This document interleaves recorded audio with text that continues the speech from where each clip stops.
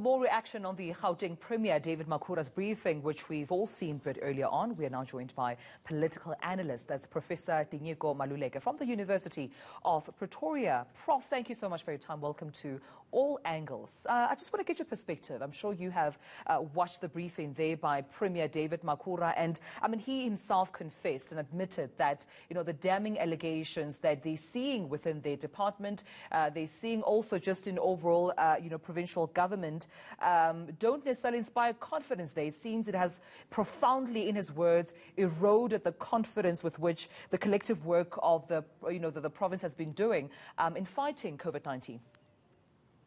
Yes, look, I mean, it's good that he admits that, because the noise from the allegations of corruption and the mist that comes with that makes it difficult even to listen to him or even to hear him. One wishes rather that he was giving a briefing such as this only to focus on how the province is fighting the pandemic. But you will see that half his time he spent talking to us about corruption. And this province is not necessarily the epicenter only of COVID infections. It has also taken the lead in the corruption allegations. And it's really a pity, because we are talking now about things that we ought not to be talking about. We are focusing on things that we ought not to be focusing on.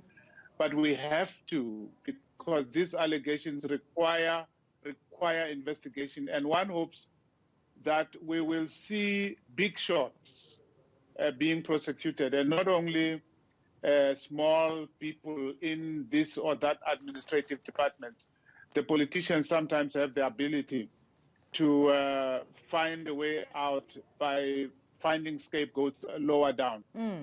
Prof, I wanted to ask your opinion in terms of the consequences that those who should be found, liable for the allegations of corruption within the province should endure. I mean, when you look at the two identified Gauteng Department Health officials who the Premier spoke about, he did mention that they found the two who have allegedly enabled and facilitated this particular, procurement corruption in the province. And he did mention that one of the officials has been suspended and criminal charges will, of course, be pursued there. But in your opinion, what strong message do you think the provincial government can send to those found guilty? Well, it's a good start that they are prosecuting the two officials and that they are not letting them go free easily. It's a good thing that we now can put faces to the allegations inside of the provincial department.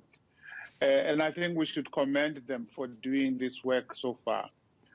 What I hope will happen is not only the prosecution of these and hopefully ultimate jailing of those found guilty, but also their political principals, those just above them, under whose watch they were working, and sometimes under whose encouragement they were working.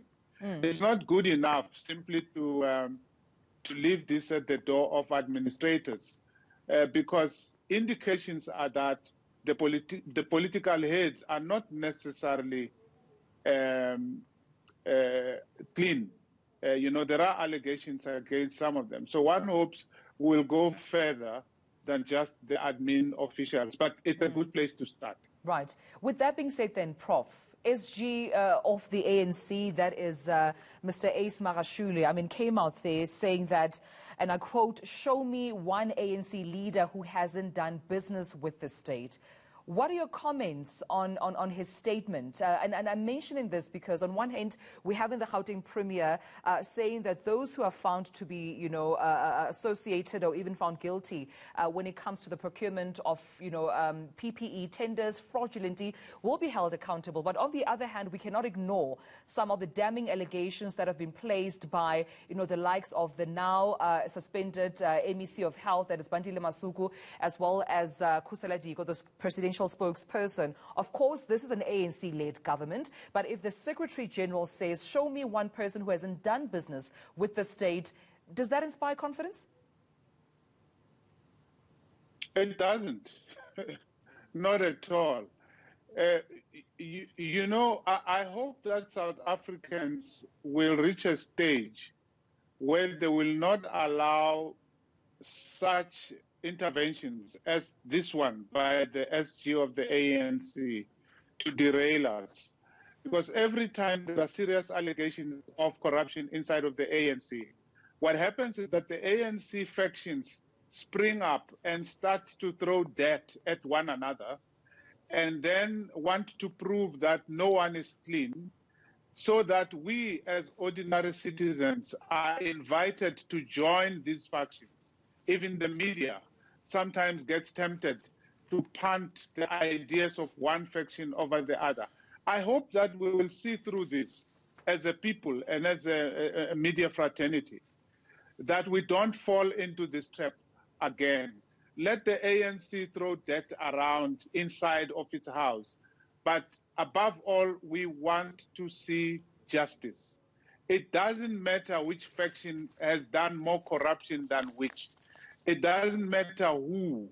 We would like to see all the people who have been guilty, especially if the SG confirms it. It says we have all done it. If you have all done it, then let's see some heads roll and let the citizens know this and hear it clearly, so that next time around when they vote, they can remember that the SG said, all of us are in this, we are doing it.